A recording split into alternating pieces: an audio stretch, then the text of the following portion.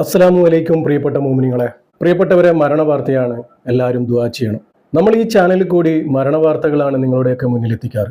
നമ്മളെയൊക്കെ ഞെട്ടിക്കുന്ന, നമ്മളെയൊക്കെ സങ്കടപ്പെടുത്തുന്ന ഒരുപാട് മരണവാർത്തകൾ നിങ്ങളുടെയൊക്കെ മുന്നിലെത്തിച്ചിട്ടുണ്ട്. അവർക്കൊക്കെ വേണ്ടി നിങ്ങൾ ദുആ ചെയ്തിട്ടുമുണ്ട്. ഓരോ മരണവാർത്തയും എത്രയും പെട്ടെന്ന് എത്തിക്കാൻ ഞങ്ങൾ ശ്രമിക്കാറുണ്ട്. പക്ഷേ ചില മരണവാർത്തകൾ നിങ്ങളുടെ മുന്നിൽ എത്തിക്കാൻ ലേറ്റ് ആകുന്നത് ആ ഒരു മരണവാർത്ത നമ്മൾ തന്നെ സ്റ്റക്കായി പോവുകയാണ്. അത് കാരണമാണ് താമസിച്ചു പോകുന്നത്. ഇന്ന് എനിക്ക് നിങ്ങളെ അറിയിക്കാനുള്ളത് പ്രിയപ്പെട്ടവരെ, അൽത്താഫ് എന്ന ഈ ഒരു സുന്ദരനായ ചെറുപ്പക്കാരൻ്റെ മരണമാണ്. 31 വയസ്സ് മാത്രമേ പ്രായമുള്ളൂ. ഇതിനോടകം തന്നെ എനിക്ക് അബു അരീക്കോടിൻ്റെ മരണവുമായി ബന്ധപ്പെട്ട് പറയാനുണ്ട്. അബു അരീക്കോടിനെ പ്രത്യേകിച്ച് നിങ്ങളോട് പറഞ്ഞ് മനസ്സിലാക്കി തരേണ്ട ആവശ്യമില്ല എന്ന് എനിക്കറിയാം. അബു അരീക്കോട് എങ്ങനെയാണ് മരണപ്പെട്ടത് എന്ന് നിങ്ങൾക്കറിയാം. അൽത്താഫ് എന്ന ഈ ഒരു ചെറുപ്പക്കാരൻ മരണപ്പെട്ടത്, എല്ലാ മരണത്തിനും ഓരോ കാരണങ്ങൾ ഉണ്ടാക്കി തരും പടച്ചറബ്ബ്. അതുപോലെ അൽത്താഫിൻ്റെ മരണത്തിനും കാരണമുണ്ട്.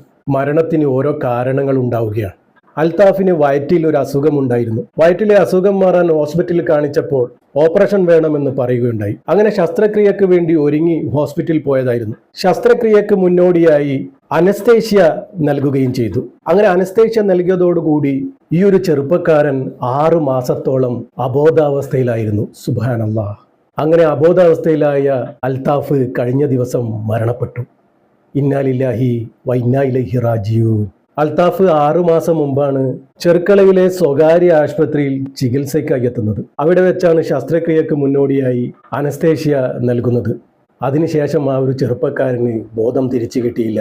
6 മാസം മാംഗ്ലൂരിലെ ആശുപത്രിയിൽ അബോധാവസ്ഥയിലായിരുന്നു. സുബ്ഹാനല്ലാഹ്, എന്താ ചെയ്യുക? ആ കുടുംബത്തിൻ്റെ അവസ്ഥ ആലോചിക്കുമ്പോഴാണ് ഒരുപാട് വിഷമം തോന്നുന്നത്. പടച്ചറബ്ബ് ആ കുടുംബത്തിന് ക്ഷമയും സമാധാനവും സഹനശക്തിയും കൊടുക്കുമാറാകട്ടെ.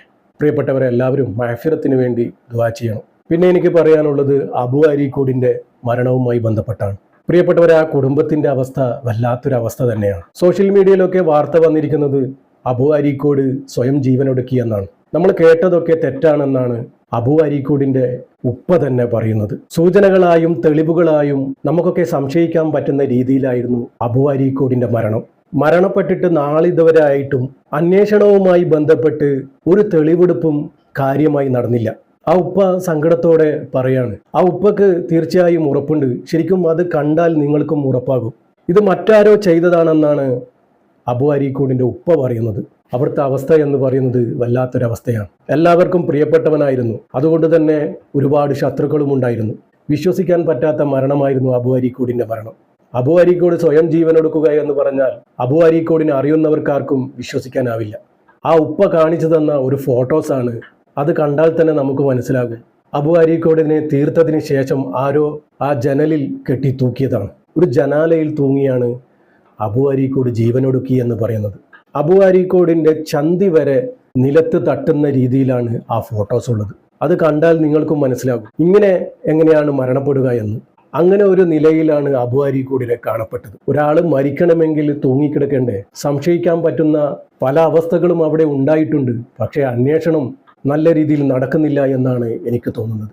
പ്രിയപ്പെട്ടവരെ, നമ്മളിൽ ഒരാളാണ്. നമ്മളിത് മറന്നുകൂടാ. ഇതിൻ്റെ സത്യാവസ്ഥ നമ്മൾ ഓരോരുത്തരും പറഞ്ഞു തന്നെ പുറത്തു കൊണ്ടുവരണം. പ്രിയപ്പെട്ടവരെ, മരണപ്പെട്ടവർക്ക് വേണ്ടി നമുക്ക് ദുആ ചെയ്യേണ്ടതുണ്ട്. അൽത്താഫ് എന്ന് പറയുന്ന ഈ ഒരു 31 വയസ്സുകാരൻ പടച്ചറബ്ബേ, നിന്റെ റഹ്മത്തിലേക്ക് വന്നിരിക്കുകയാണ് റബ്ബേ. പടച്ചറബ്ബേ, മഅ്ഫിറത്തും മർഹമത്തും കൊടുത്ത് നീ അനുഗ്രഹിക്കണേ റബ്ബേ. ഈ മയ്യത്തിന് നീ പുറത്തു കൊടുക്കുകയും കാരുണ്യം ചെയ്യുകയും സൗഖ്യം നൽകുകയും മാപ്പ് കൊടുക്കുകയും ചെയ്യണമേ റബ്ബേ. ഇവരുടെ പരലോക പ്രവേശനം ആദരവപൂർവ്വമാക്കണേ റബ്ബേ. ഖബറിലെയും നരകത്തിലെയും മുഴുവൻ അദാബിനെ തൊട്ടും ഈ മയ്യത്തിനെ നീ കാക്കണേ റബ്ബേ. കീറി മുറിഞ്ഞ് പോസ്റ്റ്മോർട്ടം ചെയ്യുന്ന വിധത്തിലുള്ള മരണങ്ങളെ തൊട്ട് ഞങ്ങളെയൊക്കെ കാക്കണേ റബ്ബേ. പടച്ചറബ്ബേ, ആ കുടുംബത്തിന് നീ ക്ഷമയും സമാധാനവും സഹനശക്തിയും നീ കൊടുക്കണമേ റബ്ബേ. പടച്ചറബ്ബേ, ഒരുപാട് പേര് മരണപ്പെട്ടിട്ടുണ്ട് റബ്ബേ. അവരുടെയൊക്കെ ഖബർ നീ വിശാലമാക്കി സ്വർഗ്ഗ പൂന്തോപ്പാക്കി കൊടുക്കണേ റബ്ബേ. പടച്ചറബ്ബേ, നമ്മുടെയൊക്കെ ജീവിതവും മരണവും നീ സന്തോഷത്തിലാക്കി തരണേ റബ്ബേ. ഈമാനോടുകൂടി ജീവിച്ച് ഈമാനോടുകൂടി മരിക്കാനുള്ള ഭാഗ്യം ഞങ്ങൾക്ക് ഏവർക്കും നൽകണേ റബ്ബേ. അവസാനം ലാ ഇലാഹ ഇല്ലല്ലാ എന്ന് ചൊല്ലി പുഞ്ചിരിച്ച് മരിക്കാനുള്ള ഭാഗ്യം ഞങ്ങൾക്ക് ഏവർക്കും നൽകണേ റബ്ബേ.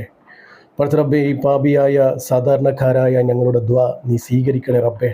ഇവരുടെ ഖബറിലേക്ക് നീ എത്തിച്ചു കൊടുക്കണേ റബ്ബേ. ആമീൻ ആമീൻ യാ റബ്ബൽ ആലമീൻ. പ്രിയപ്പെട്ടവരെ, എല്ലാവരും ദുആ ചെയ്യുക. പറ്റുന്നവരൊക്കെ യാസീനും ഫാത്തിയും മോദി ഹദിയ ചെയ്യുക. ഇൻഷാ അല്ലാഹ്. ദുആ വസിയത്തോടെ അസ്സലാമു അലൈക്കും വറഹ്മത്തുള്ളാഹി.